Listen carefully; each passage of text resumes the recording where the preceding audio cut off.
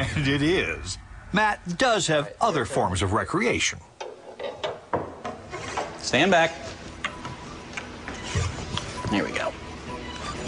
Uh-oh, too late. Our boys could do with a little help from an expert. Clearly, I need chalk.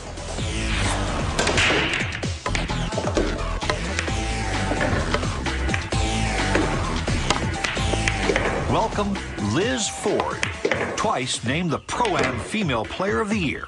Liz has promised to show us moves we'd never be able to make, and we'll show them back in ways she's never before seen, the time warp way. Matt's high-speed cameras recorded Liz's shots at 170 times slower than normal speed. First, the break.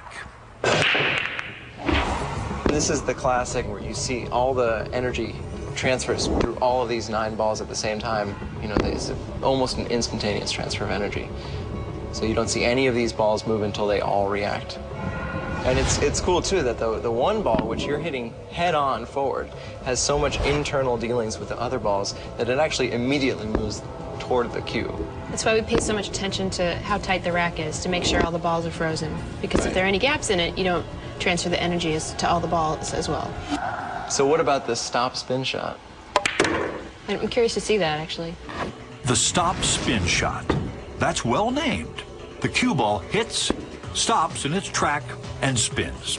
The most interesting thing to me here is actually when you study physics, you study superposition. So you are putting a lot of forward momentum in, but you're also putting a lot of spin, right? These balls are the same mass, so that forward momentum gets transferred into moving the other one forward. Right. But that spin is all that's left. And it acts as if the two things were completely separate and you took care of one and you left the other one behind. And there's I've never seen a better demonstration of how those components separate out. Now, spin has a purpose. No, we're not talking about post-presidential debate spin. Let's stick with a game we actually enjoyed watching. Ideally, I would not want there to be spin. I would be hoping I was hitting the center of the ball. But sometimes, you know, you hit a little right or left to where you want it to go. But a lot of times you use that to maneuver around the table. Now, how about a spin shot in reverse? What Liz calls a backspin shot. So what's going to happen, I'm going to hit low on the cue ball, make the 7, draw the cue ball back. Okay, so you're giving it a spin that's opposite to the way it would normally roll. It's going to be sliding along the cloth while spinning backwards. Very nice. Time warped at 2,000 frames per second, it looks even nicer.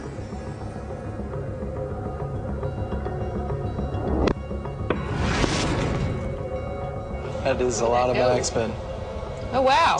Just hangs there. That's cool. You definitely get a full I wonder how many rotation times it just spins there. Oh, Can you slow it down? Can you slow it down and show me? Can I slow it down?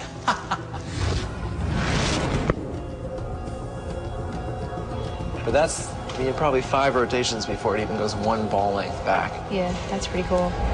It's weird as a player, you have a sense that it's just kind of floating there and stopping before the spin grabs, but I guess I never would have thought that it was spinning in place.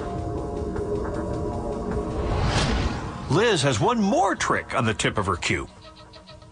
What's going to happen, the force of the hit is going to send the cue ball this way.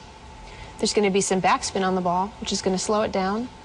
And then there's going to be some right-hand spin, which once it's moving slow enough is going to grab and take it back into the 9. Amazing. Wow. Okay, we are seriously impressed. That is really awesome.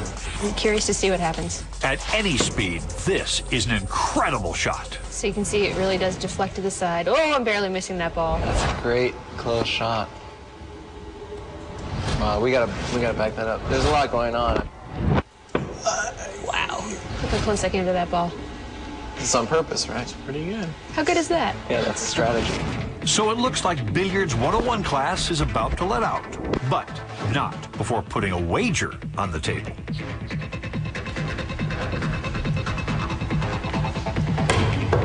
Yeah.